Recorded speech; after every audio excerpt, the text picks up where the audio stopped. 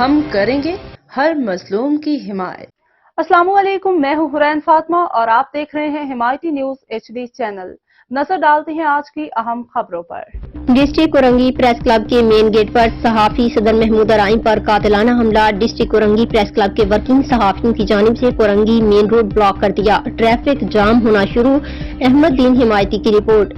گزشتہ ایک ماہ کے دوران 3 صحافی دہشت گردوں کا نشانہ بن گئے، جن میں 2 صحافی شہید ہو گئے اور آج ایک اور صحافی پر قاتلانہ حملہ کیا گیا۔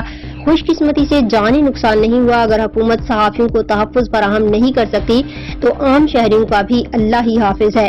اگر یہ سلسلہ بند نہ ہوا تو پھر کسی بڑے سانے کا انتظار ضرور کریں، پھر تو وزیر اعلیٰ داخلہ IG سب اہل خانہ سے ہمدردی کرنے پہنچ جائیں گے، پھر گورنر صاحب تعزیتی پیغام بھی بھیجیں گے۔ ہمارا مطالبہ ہے کہ جو بھی اس واقعے میں ملوث ہے اسے کیفر کردار تک پہنچایا جائے۔ صحافی عوام کی آواز ہے، اسے خاموش اور دبایا نہیں جا سکتا۔ صحافی سچ کا علمبردار ہے، اسے اس طرح خاموش کروانا بھول ہوگی، ایک کے بعد ایک کھڑا ہوگا۔